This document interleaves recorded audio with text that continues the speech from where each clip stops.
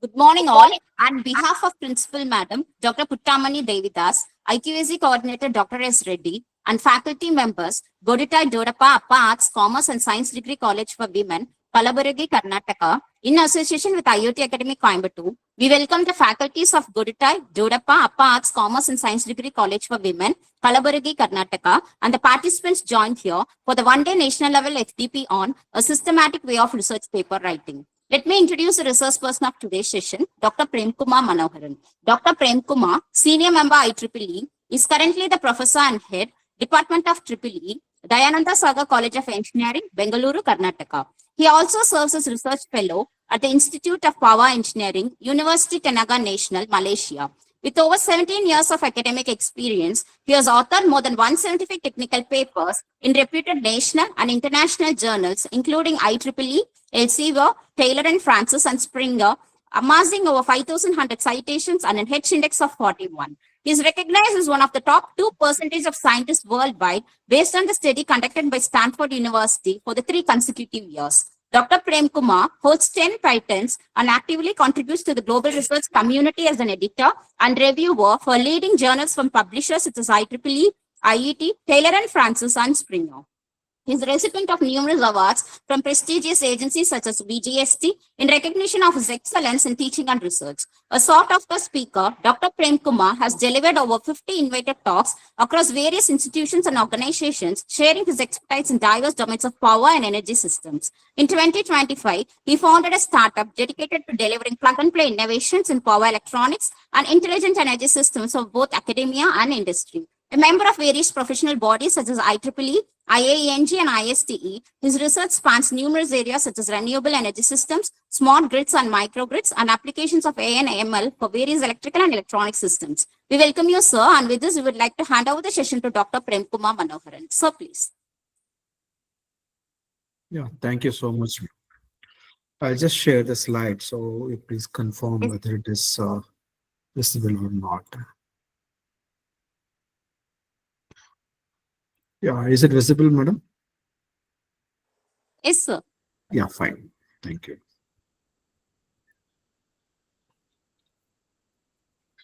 So, very good morning to all.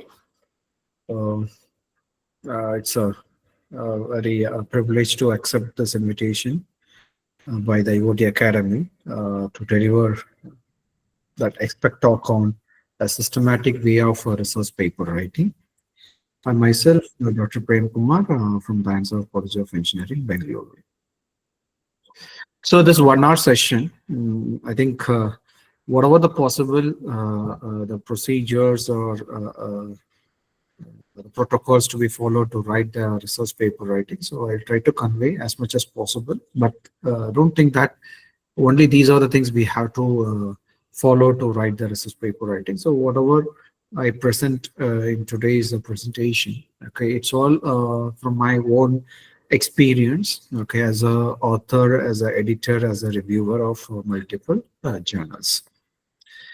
So in today's discussion, so I'll be talking about the research awareness. So there I'll be talking about, as a research paper, if you write any kind of a research paper, what are the things to be followed and what are the things to be considered and how the structure of the research paper is. So that I'll be discussing. Then what are the advantages or what are the tools available to for research purpose, especially the AI tools.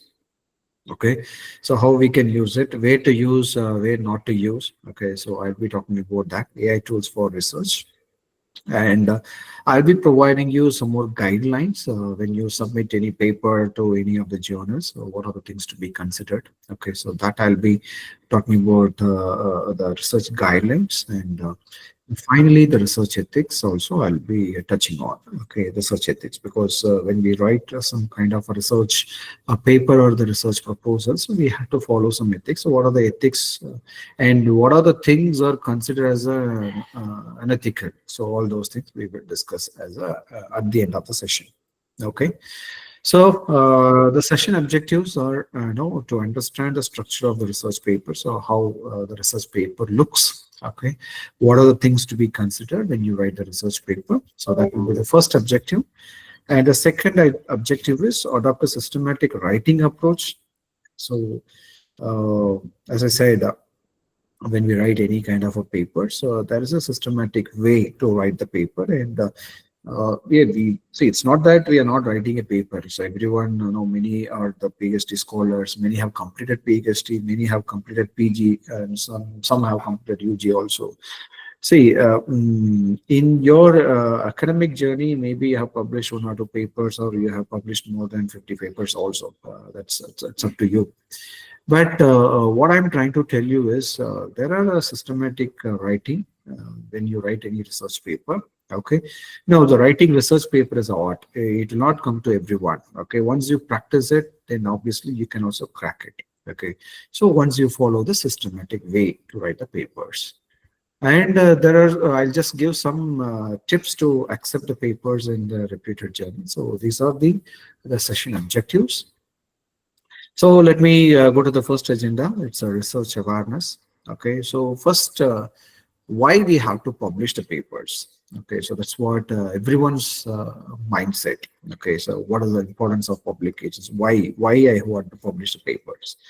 Okay, there are certain reasons. Okay, so I'll just tell one by one. So the very first one is it's a dissemination of knowledge. Whatever we do, okay, whatever we discover, okay, it should be disseminated. It's a knowledge dissemination. So we have to disseminate so that it will reach the multiple community, okay, and the broader society. So it is the one of the basic the objective why we want to publish any kind of papers. Okay, the publishing paper means publication in any way. It may be through journal or the conference or some kind of magazines or newspapers or newsletters or white papers, whatever the way it may be. Okay, so it's a kind of a knowledge dissemination. So that's the reason we need to publish a paper. And the validation and peer review. So when you submit the papers to the journals and the conferences, okay, your paper will be evaluated by the experts in that respective fields. Okay, and when they review your paper, so obviously you'll be getting kind of the comments. Okay, it may be a positive comment, it may be a negative comment. Okay, whether you are doing in a right way or wrong way. Okay, so you'll be getting valid. Your work will be validated through the expert community. So that is an advantage when we go for any kind of a publication. And the advancement of science, so publications are fundamental means of advancing scientific progress. So this is see when we do something, no, if we don't disseminate, if we don't publish, okay, assume that you have done some kind of a scientific breakthrough. Okay, if we are not disseminating, so then obviously there won't be any scientific progress. Okay, so that will be with you only. Okay, so when it is published, okay, maybe it kind of a patenting or publication or is anything, then obviously there are chances of advancing the scientific progress. So that is the reason. So we go for a publication and the career advancement. So now most of our promotions are connected with this, right? So research publications are nowadays mandatory for your career advancement. Okay, so to improve your visibility, your reputation, your credibility, okay, in your respective field. Okay, so whatever the expertise you have, okay, you may good at AI, you may good at ML, you may good at statistics, you may good at electronics, okay, whatever it may be. So if you want to increase your credibility and the reputation, okay, and also to get promoted, okay, the publications are mandatory. And the academic recognition, as you all know, if you're a PG scholar or a UG scholar or a PhD scholar, okay, obviously the publications are much required. It's a requirement, right? So to submit any kind of a thesis, even nowadays it's all requirement. Even recently also UGC have released a circular that the publications are mandatory in a peer-reviewed journal. So in order to submit your thesis, even they have given one more option that suppose if you have one Q1 indexed paper, then obviously you can submit your thesis in 2.5 years also. So this is what I recently gone through in the LinkedIn page. So I don't know whether that information is correct or not, but I just gone through it. So it means that the publication is mandatory even for your PG or the UG thesis submissions, PhD thesis submissions. And the impact on the policy and practices, nowadays, the policy makers, so whoever is the policy makers, okay, so they started referring to the research papers. Okay, so when we don't publish, no, then obviously the creating policy also somewhat tricky. Okay, so when they do any kind of a decision making, no, it will be a problem. But when it is published, when any scientific breakthroughs are published, okay, there is an evidence already, right? So because it's validated by some kind of experts, okay, it's published, it's validated already. So it is very easy for the policy makers, practitioners, and professionals to rely on the scientific publication so that they can do any kind of a decision making. And the collaboration and networking. So when you do the joint research collaborations, then obviously, no, when you do the publication, joint publications, then obviously your network will increase. Okay, so you'll be getting a lot of team members in your research team alone. So then you can widen your research areas. So that is another opportunity when we publish the papers, and that's a preservation of knowledge for the future generation.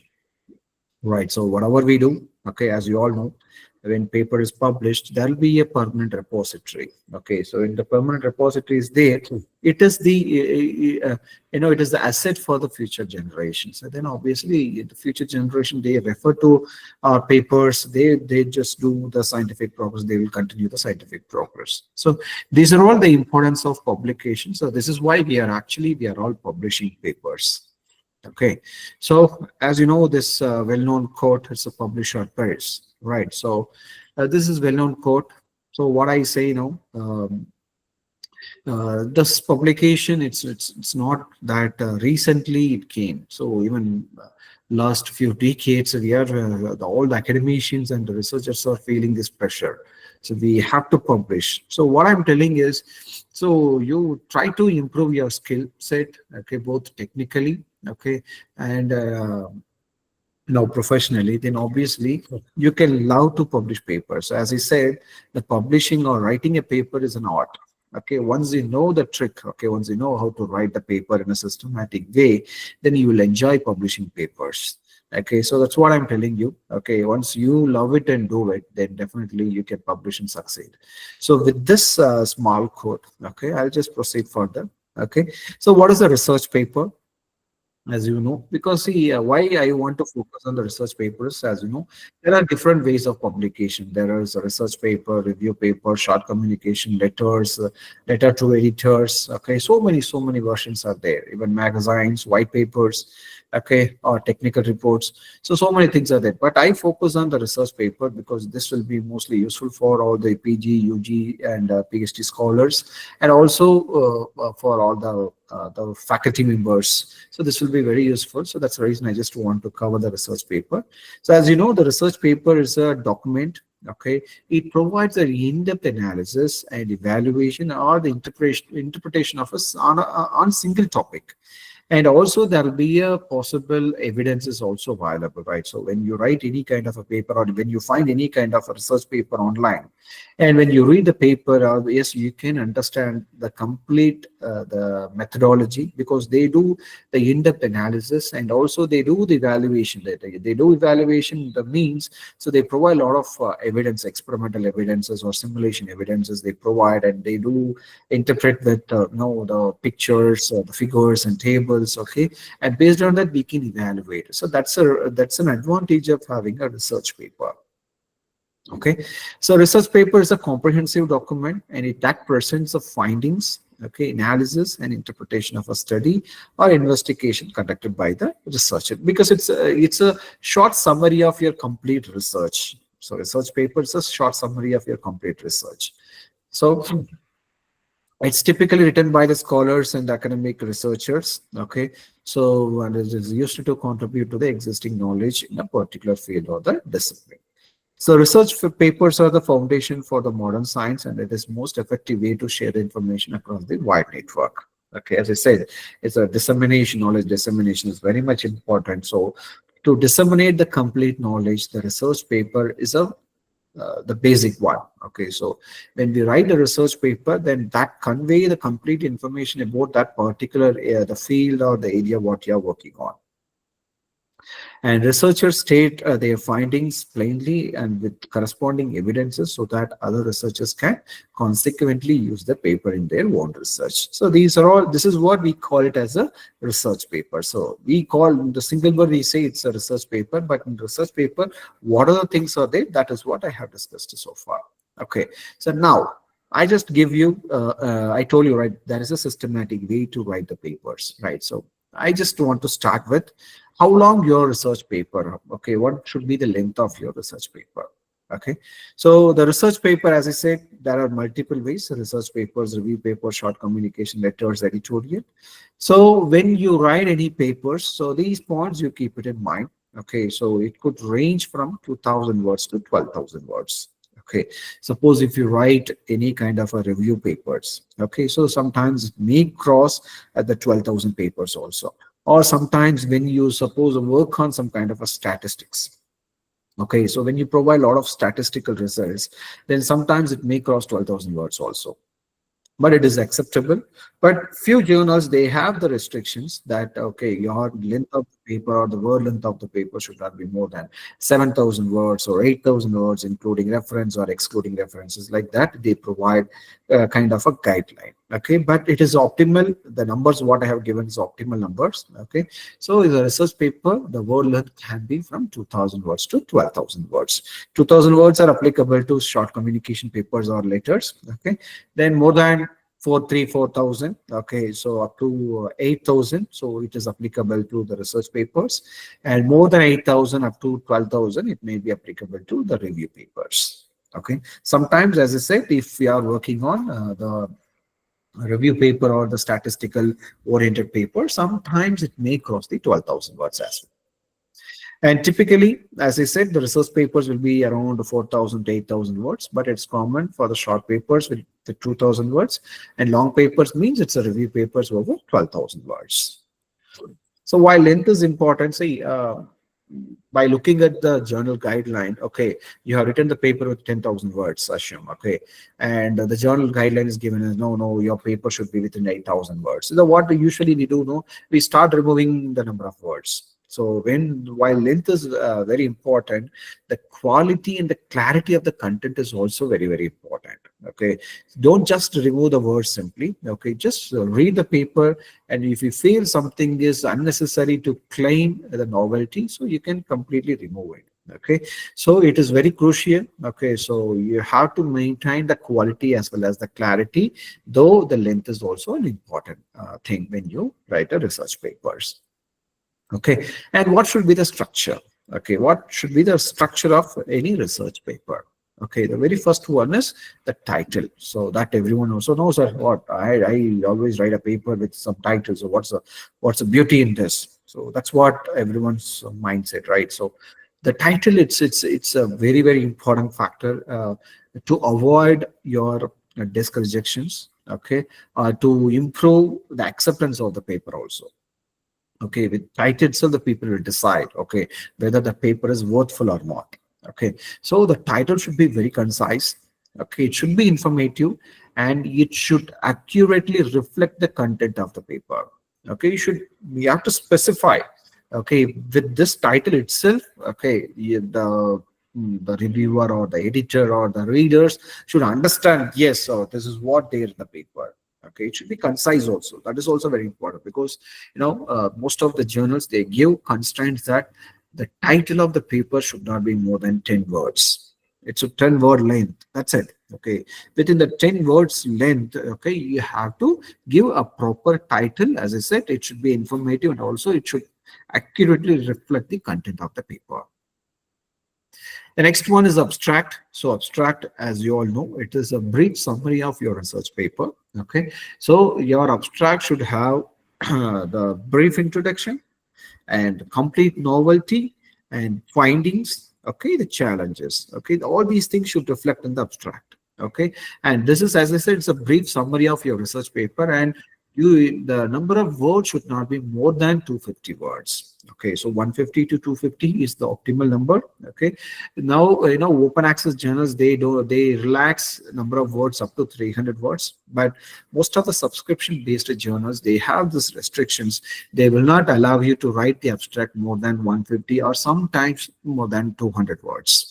Okay, so 250 is optimal for the open access papers. If it is a subscription based papers, so you try to restrict within 150 words to 200 words. Okay, and as I said, it should be a brief summary of your complete research.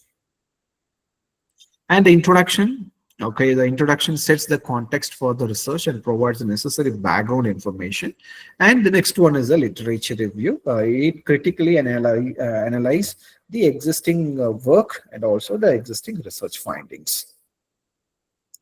Okay, so now coming to the introduction and the literature. Just a second.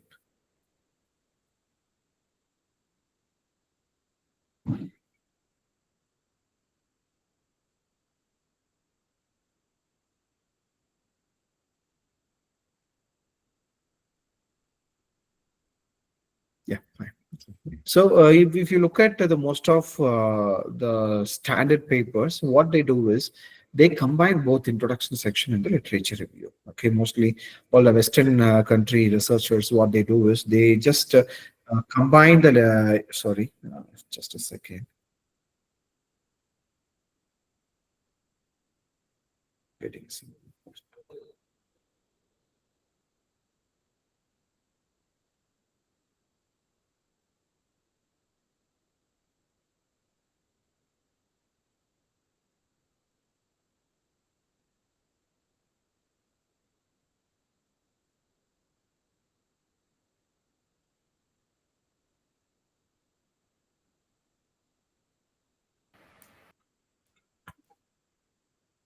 Sorry, what an important call. I'm sorry for that. Yeah. So mostly the Western country researchers, they combine the introduction and literature section. Okay, so you can check all the standard journals. Okay, mostly they combine the literature review and the introduction part. Okay, so the introduction, as I said, it's a background information. So mostly what they do is they just use one or two paragraphs to give the background information, and they use some 3, 4, 5 paragraphs to do the complete literature review analysis. Okay, then they'll in that section itself they'll be providing what are their research contributions are. Okay, so based on that they will proceed. And the next one is the methodology. So methodology is the heart of the section. Okay, so the methodology completely describes the research design and also the data collection and the data analysis part. And this, when you write the methodology, we have to be very careful, because mostly what we do is whatever the known information, okay, whatever the known information also we'll put, and whatever the unknown information also we put. Okay, so when you write any methodology, you should avoid writing the known informations. Okay, so all the known information, you just completely remove it from the methodology section. And what is your novelty? Okay, because it's a research paper, right? When you write any kind of a research paper, novelty is matters. Okay, so you have to completely specify the novelty of your work in the methodology section. Okay, because this only describes the complete research design, and also whatever the samples you use. Okay, or the samples in the sense, maybe a data sample or some medical samples. Suppose if you are working on the medical area. Okay, and suppose if something is related to the data collection and the data analysis, everything should be disclosed in the methodology section. And the next one is a result section. So result section, again, two ways to present the results. Okay, so suppose if you're in the engineering field, so mostly simulation and experimental evidences are required. Okay, but if you're in the other domains, other science domains, so mostly the experimental results are much required.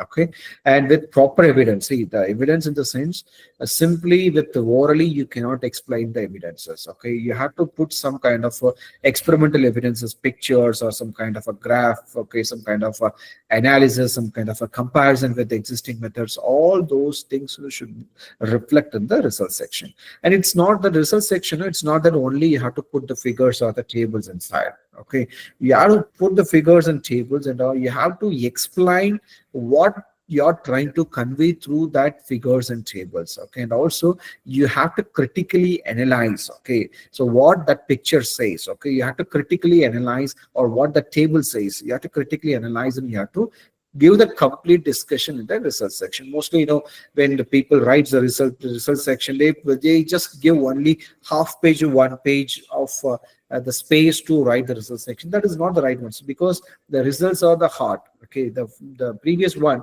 the methodology. So to prove your methodology is novel, okay, to prove your methodology is validated, or it's a kindly I can say it's a kind of, okay, can be achievable, so that will be proved only through the result section.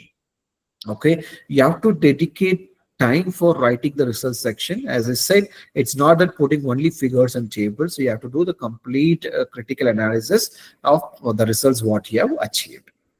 And the next one is the discussion section. In this discussion sections, whatever the research questions and objectives, what we put it in the introduction section, all those things to be discussed in the discussion section. Okay. And also you can discuss what are the challenges in this particular research, what you have proposed. Okay. And also you can discuss what are the advantages and drawbacks of the research paper, what you have proposed. It. All those discussions should happen in the discussion section. The next one is a conclusion. The conclusion completely summarizes the key findings and their implications. And also, I just want to tell you, please don't use the same phrases what you have used in the abstract. Okay, abstract is different and concluding is different. Okay, so don't use the same phrases in both abstract and conclusion. Okay, you should properly conclude the key findings and the methodology and the key findings. Okay, it is a concise summary, so don't write like 1 or 2 pages. Okay, you try to restrict your conclusion within 150 to 200 words, not more than that. 150 words will be the optimal number of words for the conclusion. And sometimes, what they do, most of the reviewers and the editors, they will ask you to discuss the further future extension also. Okay, so mostly use the conclusion sections to disclose the future extension as well. Okay, so once everything is done, then the references section will be there. So here you have to list out complete references, whatever the papers you have referred. Okay, all those papers to be listed and also to be cited inside the text. Okay, that is also very important. Okay, and suppose if you have any appendix, okay, for example, some kind of a supporting materials are available that cannot be put it in the main structure. Okay, if you feel something is required but it's not required in the main structure, means that you can completely move to the appendix section. Okay, it is not essential. Okay, it is not an essential thing. Okay, suppose if you have any kind of a supporting material to accept your paper, that you can put it in the appendix section. Okay, so this is what the structure of the paper. Okay, so you people have to follow the same structure when you write any kind of a research paper. Okay, yeah, so now the structure of most scientific manuscript. Okay, the very first thing what I want to discuss is the cover letter. Okay, so when you submit any papers to any of the journal, no, the cover letter plays a vital role. So mostly, the people will not give any kind of the preference to this. Okay, so this is very important because when you submit a paper, okay, so your paper will not, the editor, they will not read the paper completely. Okay, so then how they can forward the paper to the next round, maybe to the subject editor or to the reviewer. So how they will do is they'll just take the cover letter and they'll read the cover letter. Okay, if your cover letter is plain, if you have not discussed anything about your paper in this cover letter, completely they do the disk rejection. So what I'm trying to tell you is when you write any cover letter, so try to add some 2-3 points, okay, to convey the novelty of the paper and to convey the scope of the paper is mapping the scope of the journal. So all these things should reflect in the cover letter. If write a proper cover letter, you can avoid all the disk rejections. Okay. Then next, these are the things concisely I have given. When you write a title, it should not be more than 10 words. When you write abstract, it should not be more than 200 words. As I said, if it is open access, you can go up to 300 words, pay, no problem. And as I said, you try to merge the introduction and the literature review section, and you should do the thorough literature. So don't just keep this paper says this paper says this. No, you have to do the thorough analysis, and that analytical part you have to put it. Okay, simply don't put this X paper is saying this Y paper is saying this. If you put it in that way, it is not a proper literature review. Okay, do proper thorough literature and keep it in the introduction, the literature review section. As I said, the method, okay, methodology, it should be a specific one. As I said, whatever the known informations are there, completely you remove it. Okay, be specific. Whatever is novelty, directly go to the novelty and explain the novelty. Okay, that is what they expect in the methodology section. And the results, okay, so as I said, you put a lot of figures and tables. Okay, you should do the comprehensive analysis. Okay, that is very important. Okay, and the discussion sections will be talking about the findings, limitations, and challenges, as I told you already. And the conclusions and future extension, as I said, it's a concise summary. And also you have to provide the future scope of your project or your paper.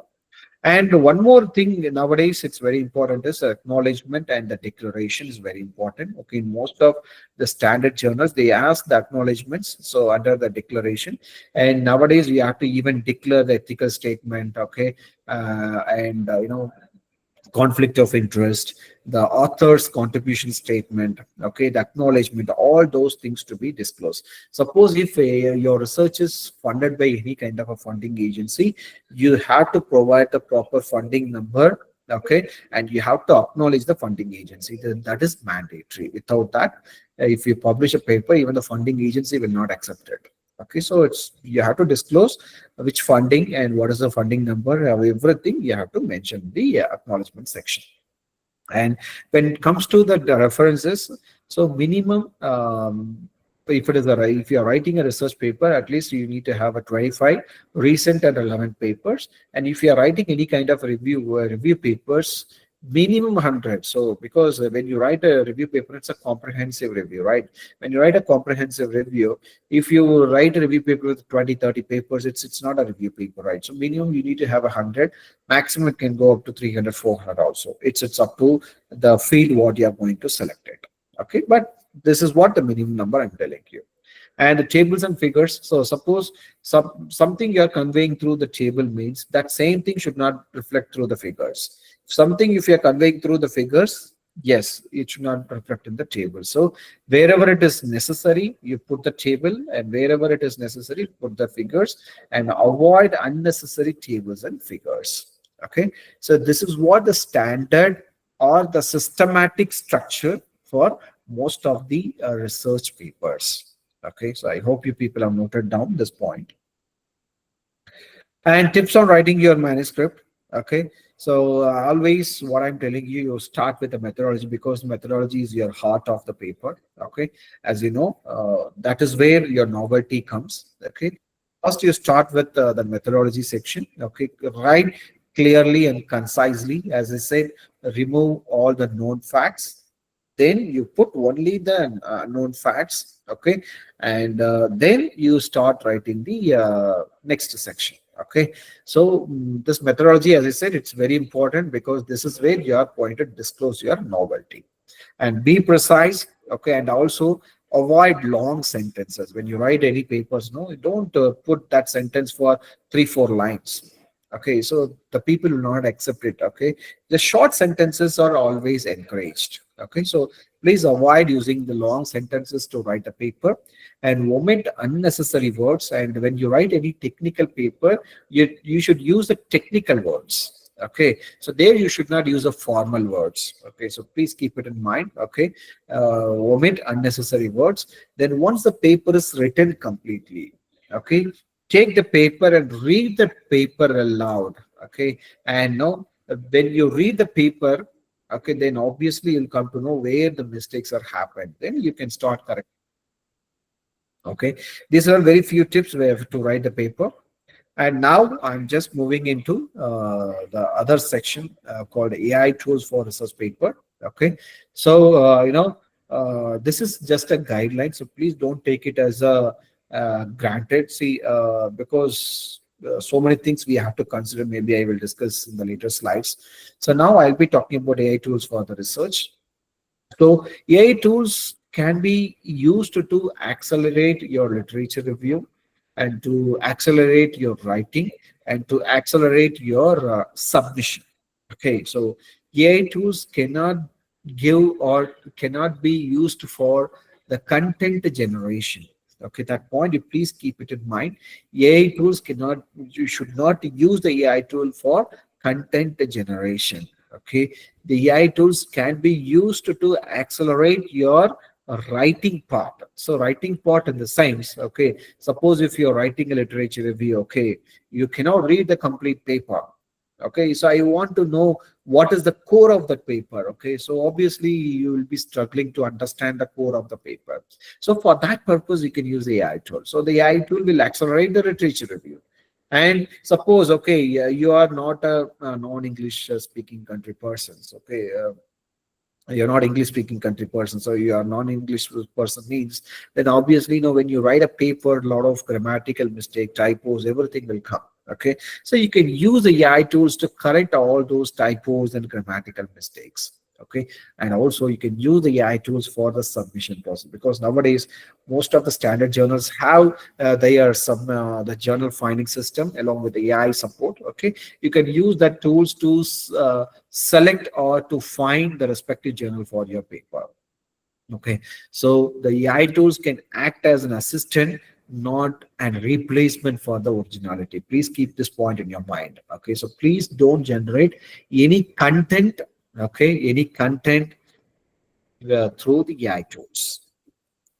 And so I just want to list some of the tools for different sections. Okay, I just mentioned very few tools. Okay, it's not that only these tools are available. We have thousands of AI tools. Okay, I just mentioned few tools for each and every section. So for literature search and review tools, you can use the connected papers. Okay, it builds a visual graph of the related research papers. And research rabbit, okay, and elicit, it's a AI assisted literature review part. When you ask, no, it will give you the short summary of that particular paper. Semantic Scholar is AI powered search, okay, with citation context and highly influential paper tags. Okay, so that Semantic Scholar will give. And Cite AI, it shows how papers are cited. And dimensions will be used for advanced research database. And even nowadays, Google Scholar is a common one. So everyone use the Google Scholar for literature search.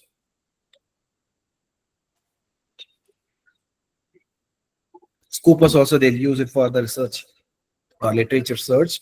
But now the Scoopers have introduced the AI in it. Okay, so suppose if you have the full access in the Scoopers, okay, you can use the complete facility of the Scoopers, because that AI will give. So for example, if you're working on the statistics on some so and so applications, okay, so if you put that key point, it will list out complete, it will look out the papers in complete Scoopers database. It will give you all the related research papers. So compared to the Google Scholar search, this Cooper search will be very effective, because mostly you can find the quality papers inside. Okay, and also it will assist you through the AI. Okay, for each paper what tries to convey. So everything will be given by the Scopus AI. So if you have the full access, you can try to explore through the Scopus. And these are the few tools can be useful for the literature search and review.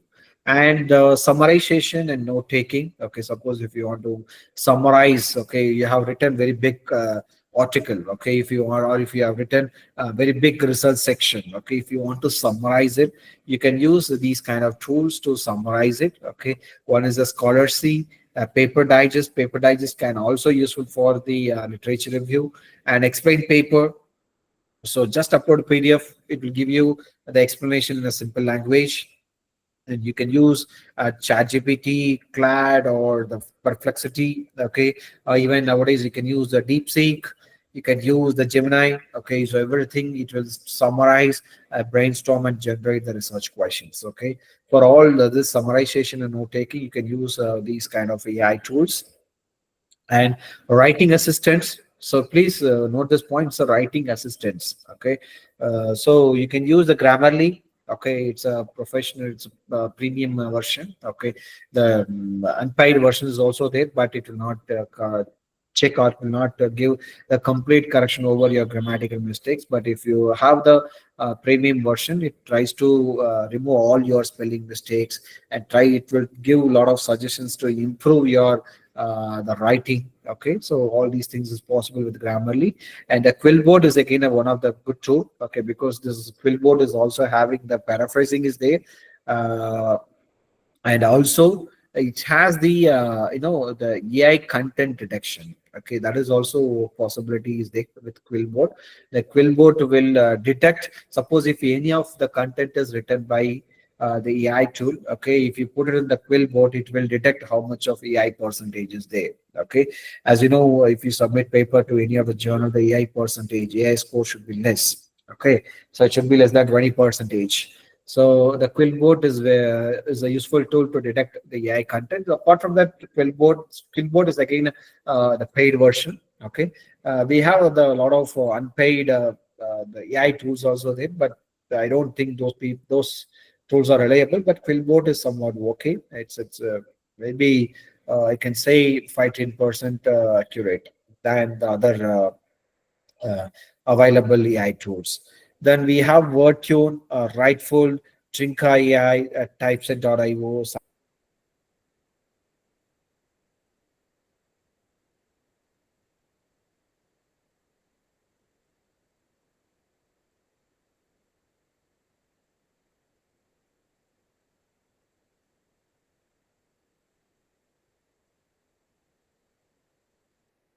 Excuse me, sir.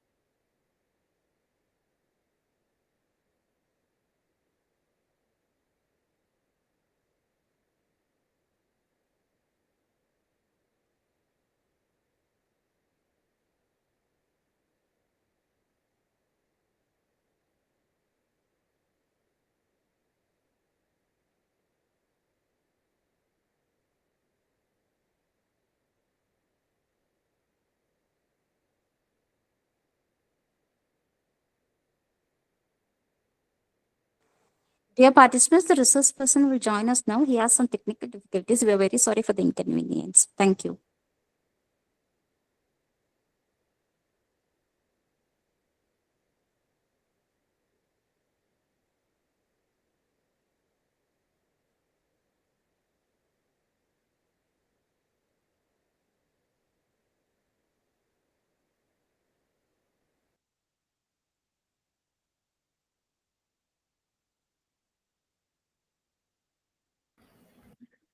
Hello.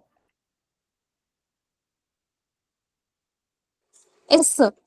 Ma'am, when I left this code, I don't know. I'm So just keep talking. I'm just keep talking. I don't know when I left we were the in writing assistance tools, sir. We were in that slide. writing assistants. I think this one, madam. This one. Right now, ma'am.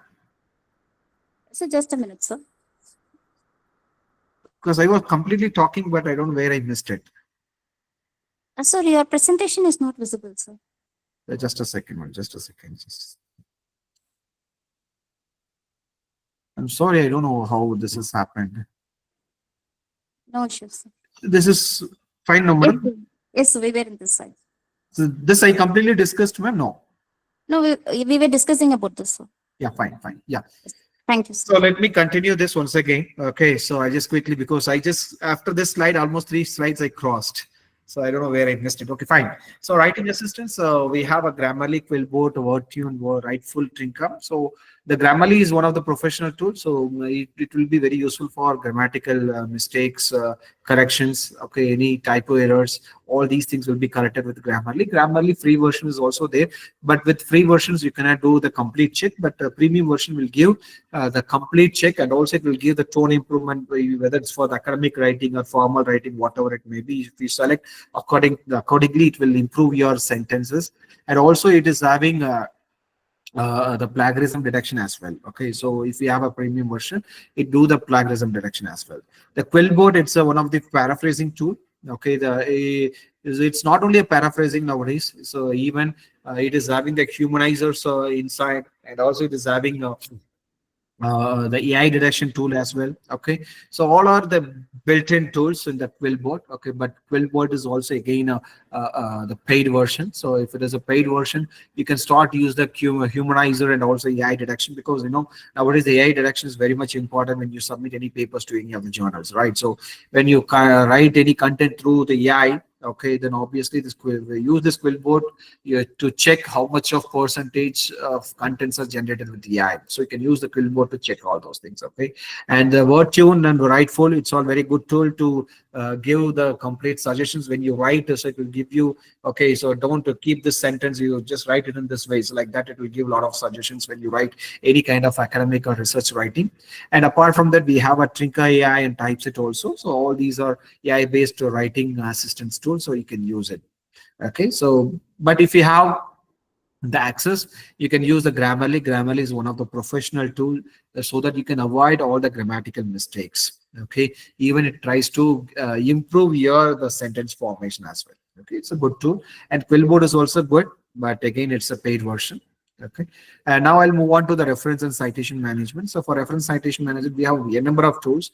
So the Zotero is one of the free tool. It's a very good tool. Okay, and Mendeley, it's a free and a paid version. Both versions are there, but I personally recommend Mendeley. Okay, Mendeley is very easy to do the citation and the referencing. Okay, it is having the plugin with the browser. It is having a plugin with the Word. Okay, on the go you can cite your papers. Okay, that is where very one of the biggest advantage of Mendeley, and it is very easy to use. Okay, that is a user-friendly tool. Okay, and the EndNote again, Mendeley is given by or it is powered by the Elsevier, and EndNote is powered by the Clarivate. Again, EndNote is again a completely premium version, but it's a very professional tool. If you have the access, you can start use the EndNote. Okay, apart from that, we have WebGuru, Cite This For Me, Ref and Write is also there. Okay, but I personally recommend Mendeley, because I use for all my research papers, I use Mendeley. It's very easy. Okay, if you spend 1 hour, you can learn how to use the Mendeley. Then after that, you can start use the Mendeley, so that you can remove all your headaches of listing the references and citing the papers inside. Okay, it's very one of the beautiful tool. And the plagiarism, okay, so we use a Turnitin, Authenticate, Grammarly, as I said, Grammarly Premium. It do the plagiarism check also. But the first three are the premium versions, that's paid versions. The last one, Copyscap and PlagScan, it's a free, but it's an online one, but I don't recommend this. Okay, please don't use it. So try to have access with the Turnitin. So Turnitin is one of the very professional and very one of the top tool for the plagiarism check. And the Turnitin is also having the AI detection as well. So the AI detection, it will give you the two scores for each paper scan. It will give you a two score. One is a similarity score, other one is the AI score. So if even if your similarity is less than 10%, if your AI score is 100%, okay, 100%, the journal will not accept it. Okay. So if your AI score is less than 20%, mostly the journals will not have any kind of objections. So you can go with Turnitin will be the best one. Authenticate is again a professional tool, but as of now they have not implemented the AI detection. Maybe in future they'll also do it. And the Grammarly Premium, they do only the plagiarism check. It will not do the AI detection. So as I said, I don't prefer to go with Copyscap and PlagScan. Okay. Um, then for graphical visualization, okay, so these are the tools. Okay, BioRender, so and MinderGraph, Tableau, Plotly, Origin Lab, and Canva. Canva, mostly we use it for kind of making a posters or presentations. We use the Canva, but Origin is a very one of the beautiful tool. If you are working in the statistics and scientific graphing, if you wanted, you please try to use the Origin Lab. Okay, but it is a paid one. But with the free version is also there. With free version, you can do some kind of activities. So use the Origin Lab. Okay, it is one of the good tool, and also the Plotly is also very one of the good tool for the data visualization. You can use the Plotly also. Okay, and apart from that, we have some other tools. So these are all the few other AI tools. It's not that only these are available. We have a number of tools. Okay, so I just mentioned ChatGPT 4.0. Now even 4.5 also came. So ChatGPT 4.5 version also came. So even Gemini came into the full pledge now. Okay, and DALI is also there now. The DALI is connected with the ChatGPT, so you can use DALI to generate the pictures. Even now, you can use the ChatGPT to generate the videos also. So a lot of plugins came. You can use it. So many tools are there. So these are the few tools I just listed here. And DeepSeek is also one of the tools. You can start use the DeepSeek also. DeepSeek, it's again a free version. Okay, it's like a competitor for the ChatGPT, and also the Perplexity is also one of the good tool. You can use the Perplexity. If suppose if you are a Airtel subscriber, so they provide a 1 year subscription at free of cost. You can just start use the Perplexity also. So now coming to the research guideline, I just quickly go through. So choosing the journal. So when you select any journal, okay, you have to check all these points. Okay, you have to check all these points. One is what audience you want to target. So when you select any journal, no, you have to see the scope of the journal and you have to check who reads the journal. So why you want to check all these things is you don't want to waste the time. If your journal scope is not as per your paper, then obviously you don't need to submit the paper to that journal. Suppose if the readers are very less for that particular journal, again it is waste of publishing in that particular journal. Why? Because your citations will be impacted. Okay, and then next thing what you have to see is how prestigious is the journal in your field. Okay, so how prestigious, how you decide this is based on your indexing databases. Okay, whether it is a Scopus indexed or the SCI indexed or the SSCI indexed. Okay, just look into it. Okay, how prestigious the journal in your field. So based on that, whether it's a top 5 percentile or it's a top 25 percentile or top 50 percentile. Okay, so just check all these prestigious status of the journal, then you submit the paper. And also next thing what you have to do is how long the journal takes to publish the paper, whether it is 1 month or 2 months or 5 months, a year or 2 years. Okay, you check the complete duration. Okay, if that duration is that much duration is available, you can submit the paper to that journal. You can see now most of the journals, they just specify the average time for the first decision, average time for the final decision, everything they provide. So based on that, you can decide which journal to submit. And also now most of the journals are converting into the open access model, and just see the charges. Okay, how much charges for the papers to publish, that's APC, we call it as APC, article processing charge. So if that amount is affordable by you, you can go with the open access publication model, or suppose if it is not accessible, you try to go with a subscription based model. Okay, the subscription based model only with the standard journals, not with the local journals. Okay, this local journals mostly they ask the article processing charge. Even the standard journals also, they have both the models, open access model and subscription model. If you don't have the funds to cover the APC, you can go with the subscription model. Or if you have funds to cover the APC, you can go with the open access model. The advantage of going with open access model is the wide reach, okay, and also the citations will increase because authors don't need to pay any amount to download the paper and read, right? So if it is, it will be available at free of cost for the readers. So obviously, there is a possibility of increasing the citations. And indexing databases, so these are the things we have to look at it. See, the Web of Science, we have SCI, SSCI, ESCI, and CPCI. Okay, so suppose if you're working in engineering field, mostly they will go with Science Citation Index expanded as SCI. And if you are working in the science area, okay, or the science and engineering will be SCI. If you're working in the social science or the management, everything, so that will comes under SSCI. Then suppose if your journal is indexed by Web of Science, but sometime if they are going for the first time, no, they provide only ESCI indexing, that is Emerging Sources Citation Index. Once the ESCI is done, then they'll go for the next step, ESCI or SSCI. So ESCI is the Emerging Source Citation Index, and CPCI is a Conference Proceeding Citation Index. Okay, please check the database, and also there are different quartiles are there. Q1, Q2, Q3, Q4 is there. So Web of Science quartile and elsewhere quartiles are different. So where you can check all these things is to check the Clarivate analytics. To check the Clarivate analytics, you can see that, to check the Web of Science quartile, you please go to the Clarivate analytics. If you have the complete access, you can check the quartile. And if you want to check the quartiles of the Scoopus journals, go to the elsewhere site, scoopus.com. There you can put the journal, you can check the quartile of that respective journal. So apart from that, we have a Google Scholar also. We have different other indexing databases. So mostly most of the people now the focus on Web of Science and also the Scoopus. So because that is a standard, well-recognized indexing databases. After that, we have the Google Scholar. So Google Scholar indexed journals also fine. And just to beware of the predatory journals. Okay, when you submit any papers to any journals, please check the authenticated site, whether it is a authorized site. Okay, because a lot of predatory journals are available outside. Okay, on the journal name they have the fake website.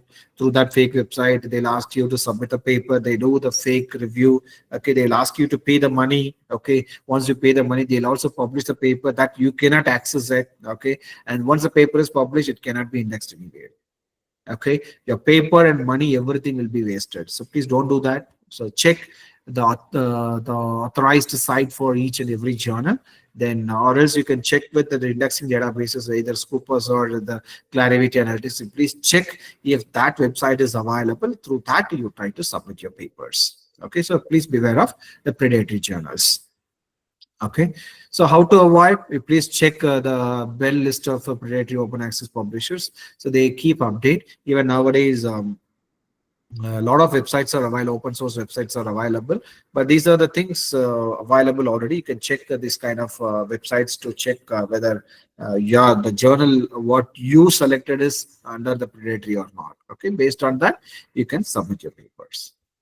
Okay, so the statement of work and conflict of interest, as I told you one time, when we discussed the structure of the paper, we have to disclose, we have to declare so many things, right? So in that, one of the very important one is author contribution. So nowadays, when you submit any paper, you have to disclose the author contribution, each and every author, what they have contributed. Okay, everything they have to disclose when you submit the paper. Okay, and apart from that, any conflict of interest, okay, whatever the conflict of interest is there, that you have to disclose it. If you don't have any conflict, you can mention that there is no conflict, and whatever the funding sources are there, that should be acknowledged properly. So these are the very important statements when before submitting the paper. Please check all these things and submit your papers.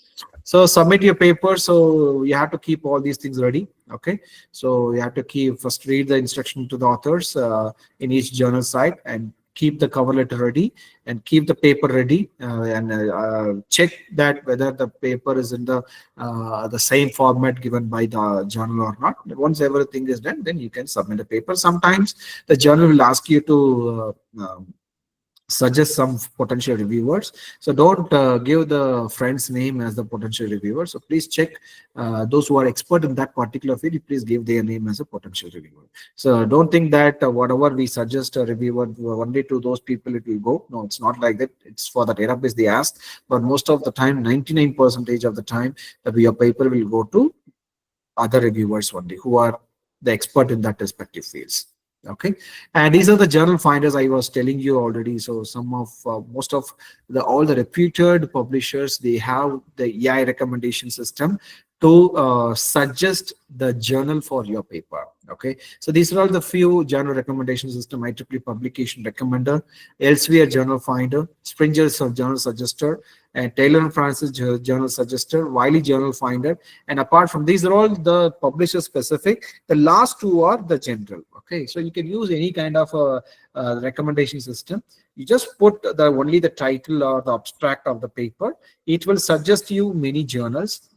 Okay, you can select any journal which has less time to process, which has both say open access and subscription model. Based on that, you can select the journal and you can submit the paper. Okay, actually I just wanted to give one demo, but because of the time constraint, I just quickly go through it. So once you submit a paper, okay, when you submit the paper, no, you don't submit to multiple journals. Okay, so please avoid submitting the multiple journals. So first you submit to one journal. If the paper is accepted or rejected, after that only you have to submit the same paper to other journal. Please don't do that. Okay, yeah. So the plagiarism, so again self plagiarism, that is again a matter. So you should not do the self plagiarism, and also you should not copy paste from some others papers also. So please use try to use the authenticate and Turnitin tool for checking the plagiarism. And final check, if everything is done, yes, ready to submit. You submit a paper and wait for the peer review process. The peer review process will be like this. Once you submit a paper, it will go to the editor. Editor will be assigning the reviewer. Reviewer will be assessing your paper. And if based on the paper, where they'll give a decision to the editor, then editor will give the decision that whether it's a revision required or rejected. If it is rejected, that's it. If it is a revision is given, again, you have to address all the reviewer comments. Again, you have to submit the paper. The editor will send to the reviewer, and the reviewers will be giving whether the paper is accepted or not. Finally, the decision will be taken by the editor. An editor will say if it is accepted, is accepted. If it is rejected, means rejected.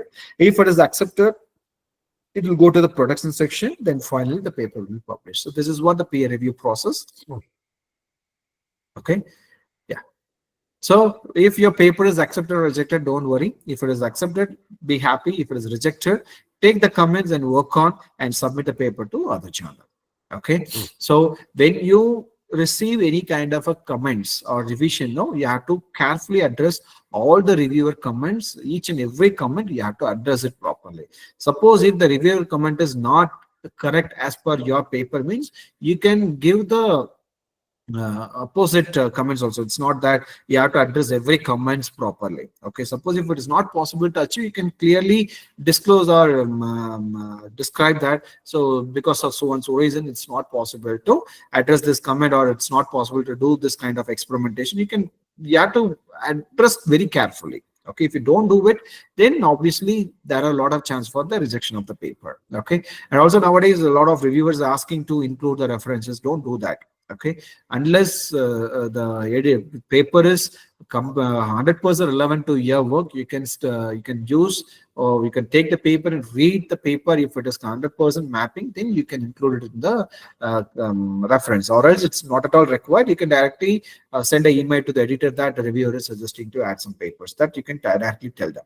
And to try to differentiate your major and minor revisions. Minor revisions take very less time, quickly submit. Major revision take more time, address each and every comment with more effort, and you submit the paper. So try to differentiate both major and minor revisions. And tips for acceptance: your paper should be clarity enough. brevity enough, and novelty enough. Then 100% there is a chance to accept the paper, and the professional formatting is required, and proofreading is required. I told you, right, once the paper is written, take it and give it to any English speaking person, or else you can start use the AI tools to completely do the proofreading, or else a lot of professional proofreading services are available. You can use them to do the proofreading. And the peer review system, you have to, as I said, address all the comments properly so that there is a lot of chance to accept the paper. And I just want to discuss the research ethics also, but because of the time constraint, I'll just go through this, just move on to the next one. So try to, if you are author or the researcher or the academicians, please try to have these kind of profiles. Okay, so ORCID ID, Researcher ID, Scopus ID, Google Scholar ID, ResearchGate, Academia, Microsoft Academia is closed. If possible, you can also have one personal website also.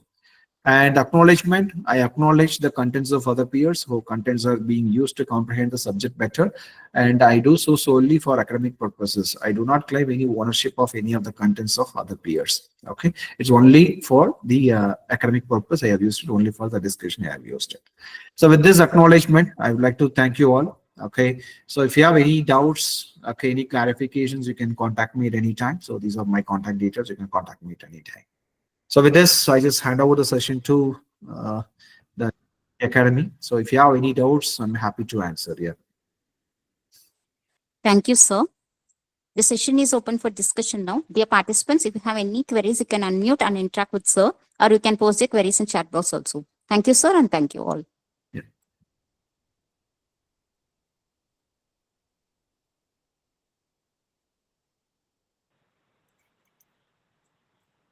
Good morning, sir.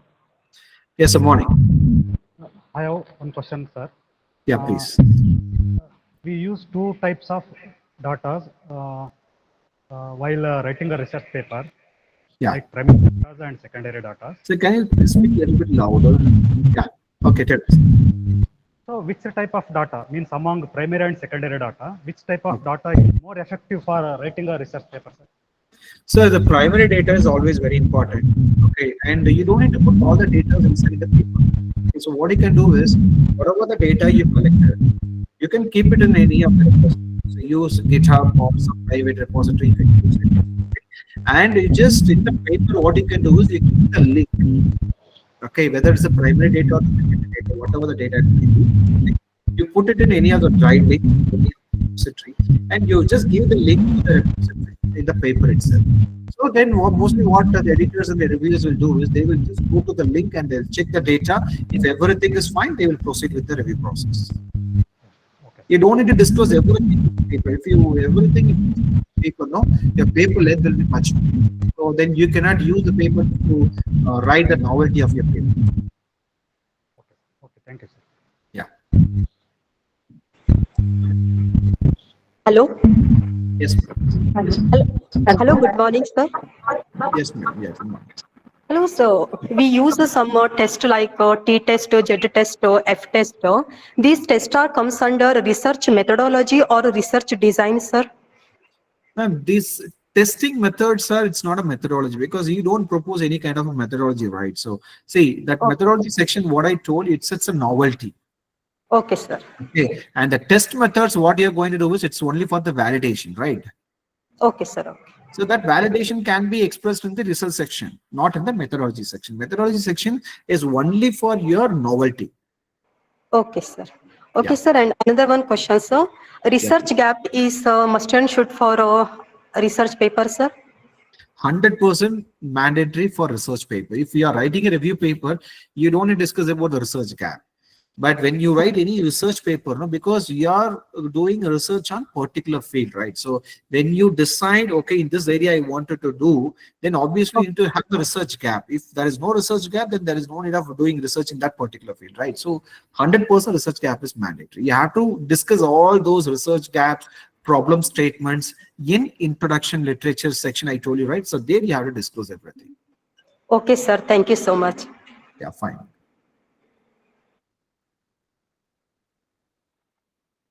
Hello, sir. Yes, My ma'am. question is regarding the slightly different. It is regarding the patenting.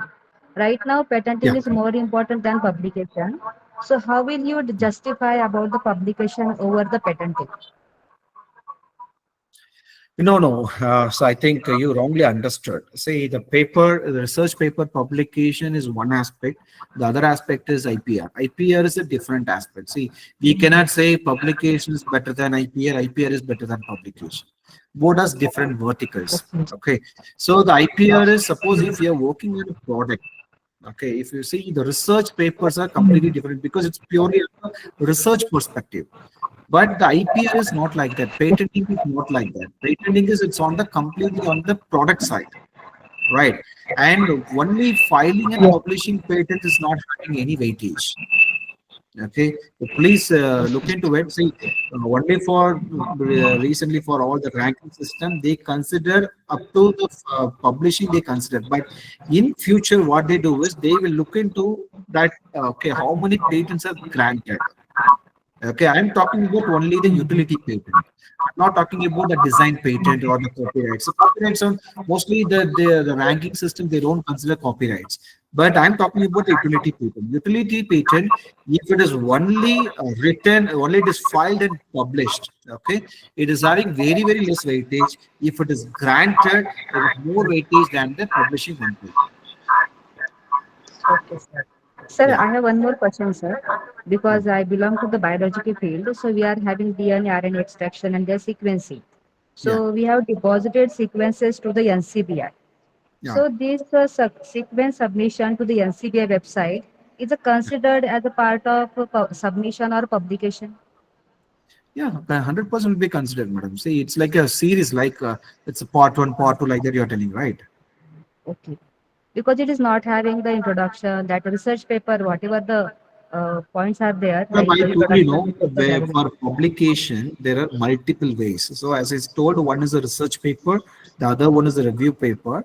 And apart from that, we have the opinion papers, perspective papers, short communication papers, letters. So, those are very short length. Okay, so there you have to publish. Okay. So the sequence submission is considered as a publication. Yes, yes. Okay, sir. And sir, one more question is that before publication, if there any freely available plagiarism tool is there, then we can calculate the percentage of No, plagiarism of madam, our sir, that's manuscript. what when during the presentation itself I told you, right? So please don't use any of the plagiarism tool which is available at free of cost online. Okay, there then the data theft will happen. Okay, Okay, sir. so try to use the professional tools to check the similarity, and the online tools will not give the proper similarity also. Sir. And sir, you Okay, have given the Origin Lab like softwares. It yeah, is a totally paid softwares. Actually, I used yes, that software during my PhD work, and yeah, I procured that software from the NCL Pune that time. okay. So it's very difficult for a researcher to pursue such a paid softwares. Yeah, that's correct. That's what if the your university or the institute is having the access. Okay, then that will be a good tool because that gives the data visualization other aspect. So by looking at that, suppose if your figures are made with those kind of tools, no, so easily you can convey your results. Or else you have to use some other tools. You may not convey the proper thing, but this original is one of the good tools. But you need to have access, as I said already. Okay, sir. Thank you, sir. Yeah, Thank yeah, fine. Any other queries, participants? Good morning, sir. Yes, ma'am. Good morning. Sir, I have one question. Is that you said that Scoopers, those all things are database. Yeah. Our institution does not have access to that, sir. We are missing out the quality research paper, right? In order to have a because And because for literature review. for this, I give you one suggestion. Okay. Yes, sir. So suppose if you're good in your respective field, no, you people receive papers for reviewing from the Elsevier. Okay. Suppose assume that you are reviewing any papers in Elsevier. So what they do is for each paper reviewing, they give 1 month of free subscription to all. Okay, so it's better if you receive any papers from Elsevier, you'll get complete 1 month access. Then if you get the second paper, you'll get another 1 month access. So obviously you can use the Scopus site to do all your analysis. That is one way to get the access. Okay, sir. Yeah.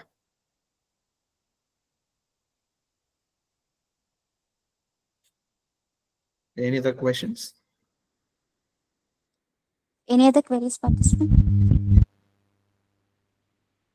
Yeah, fine. If you have any questions, you can.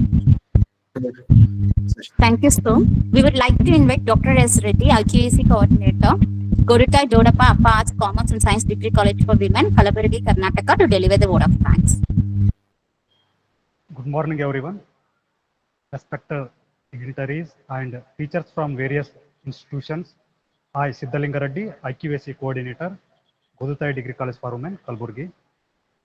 On behalf of IQAC and IoT, I sincerely thanks to Dr. Puttamani Devidas Madam, Principal, Godutai Degree College for Women, Kalburgi, for guiding and encouraging us to conduct this FDP. I extend my sincere thanks to Dr. M. Prem Kumar, Associate Professor of Electrical and Electronic Engineer, Dayanand Sagar College of Engineer, Bangalore. Sir, your session was very informative and useful for young faculty members as well as research scholars. Once again, thank you, sir. It is Yes, my sir. privilege to thank Director of IoT and members of IoT for guiding and supporting us to conduct this FDP.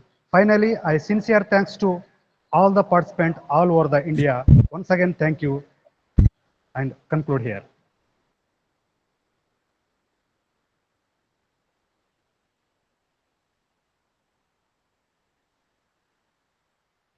Thank you, Reddy, sir. On behalf of Principal Madam Dr. Puttamani Devidas, IQAC Coordinator Dr. S. Reddy, and faculty members, Godutai Dodappa Appa Arts, Commerce and Science Degree College for Women, Karnataka, in association with IoT Academy, we would like to express a sincere appreciation to Dr. Prem Kumar, sir, for delivering an insightful and thought-provoking session, sir. A heartfelt thanks for the stimulating session that will guide and inspire us for our future research. Thank you very much for your efforts, sir. Thank you. We thank Thank the you. faculties. Thank you, sir. We thank the faculties of Godutai Dodappa Appa Arts, Commerce and Science Degree College for Women, Kalaburagi, Karnataka, and the participants joined here for joining the session today. Kindly submit the feedback form using the link that will be posted in the chat box now. Thank you all. Have a great day. Thank you. Prem Kumar, sir, we thank you once again for your efforts, sir. Thank you. Thank you, madam. Yeah.